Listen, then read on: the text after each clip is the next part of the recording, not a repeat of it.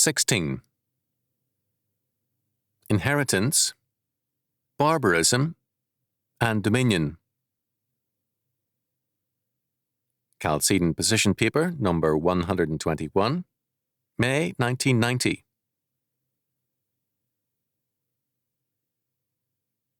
In terms of biblical law, inheritance is a means of blessing godly and responsible children. If there were several heirs, the one who was the main heir received a double portion, the care of his parents, and headship over the others. The parents had a duty to separate themselves from ungodly sons, and, if needed, to participate in their legal condemnation. Deuteronomy chapter 21, verses 15 to 21. If no son were worthy, a daughter could inherit all. Numbers chapter 27, verses 5 to 11. Inheritance was not necessarily by blood, but by faith. Sin leads to the disinheritance of men and nations, and the purpose of inheritance is to further godly dominion. The meaning of inheritance has changed dramatically in the modern age, especially in this century, and dramatically since World War II. At one time, the substance of an inheritance was land and a house, furnishings and a family Bible. I can remember more than 60 years ago when one couple looked forward to the privilege of inheriting a battered old family rocker which had been brought to California about a decade after the gold rush of 1849. I can recall the happiness of others at inheriting a family Bible. Now, inheritance is mainly in the form of money, or paper assets such as stocks and bonds.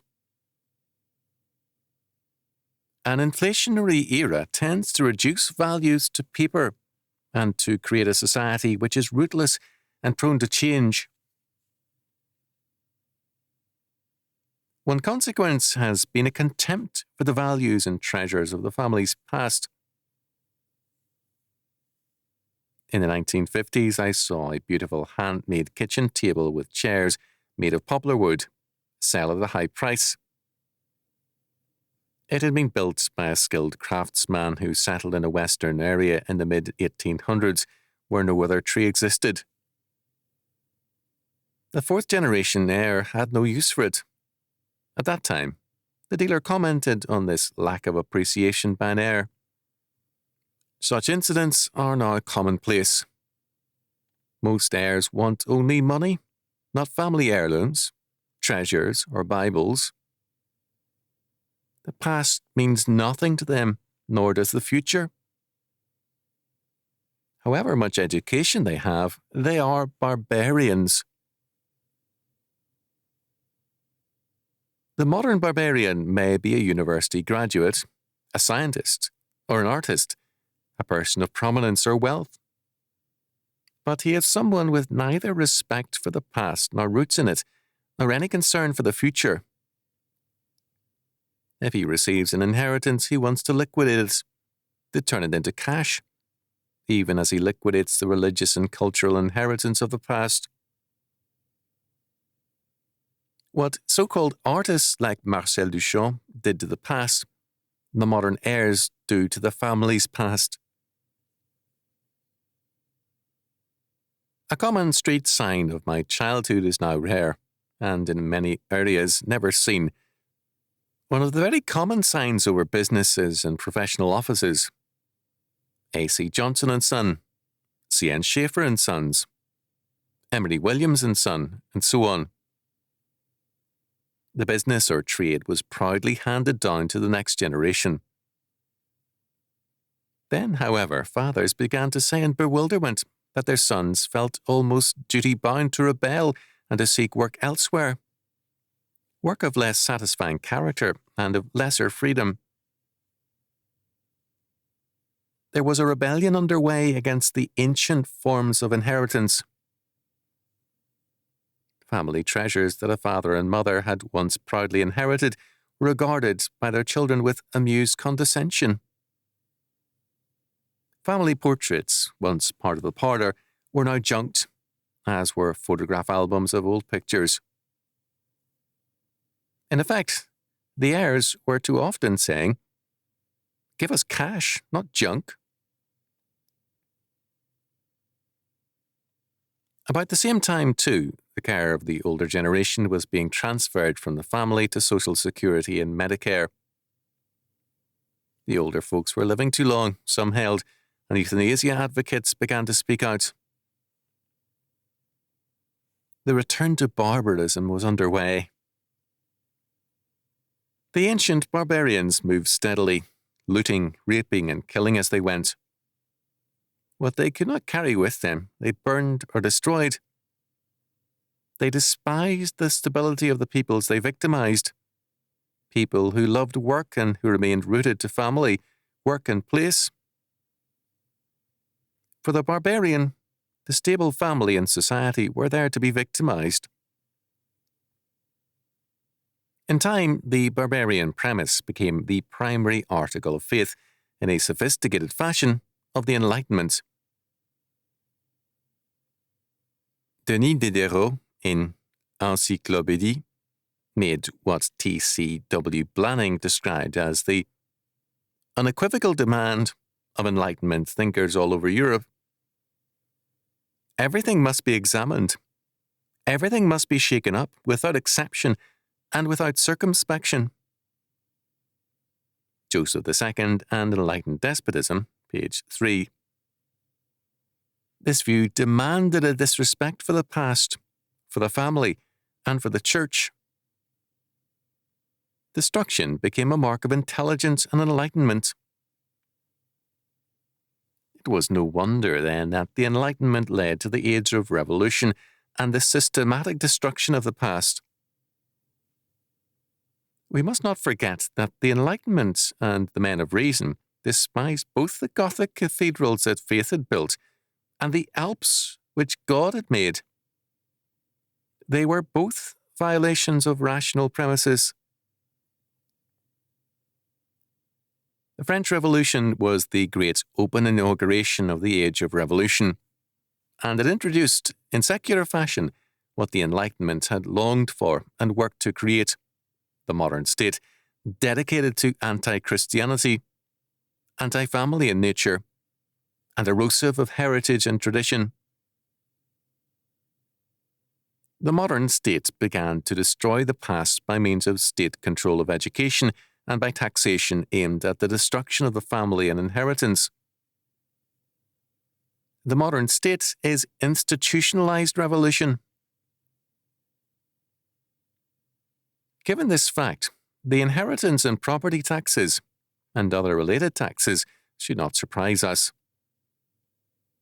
Their purpose is, in large part, the dissolution of the past and present.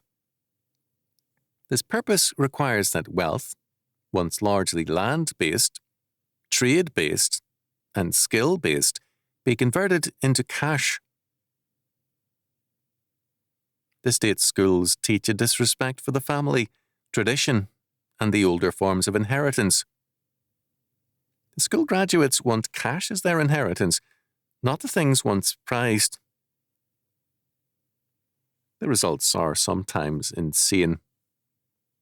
Heirs will at times sell valuable antiques which have been in their family for some time in order to buy other antiques which will not tie them to their past. The Enlightenment heritage leaves them unwilling to be grateful. History, for them, begins with themselves. They do not want grandparents and parents to complicate their lives. Let them die quickly, and let their cash make life easier for their heirs. The purpose of Scripture's laws of inheritance is godly dominion. Hence, we see Ishmael passed over in favour of Isaac, Esau in favour of Jacob, Jacob's older sons in favour of Judah, and so on. The heir had to have not only faith, but a character which was dominion-oriented, beginning with dominion over oneself. The Lord does not want self-indulgent heirs. Again and again in history, he dispossesses men and nations who do not respect their God-given heritage and who assume that the past and its inheritance is there for their pleasure rather than as a stewardship to the future. Thus far, the 20th century has seen a steady return to barbarism. What the 21st century will show remains to be seen. As I have travelled back and forth across the United States since World War II, I have seen townhouses, farms and ranches, some in the same family since the area was settled, change hands. Some farms, 6 and 9 generations in the family, have been lost because a debt-free place was run into debt, or because the heirs wanted a modern, urban life. Rootless people love a rootless life. The past is there to be used, not respected. They may be, and often are, charming, able, and likeable, but they are rootless, and they are barbarians. It was 40-some years ago when a boy, perhaps 13 or 14 years of age, watched a wedding party come out of a church and asked me what they were doing, and why was a marriage ceremony performed, and why was it important? At least he wanted to know, if only in curiosity. But he was a young barbarian with no idea of the importance of the family, its religious meaning, nor its legal protection. Today, millions like him regard a wedding as a time to show off, get gifts, and have fun. The meaning of the family in God's sight is lost to them. They live pragmatically.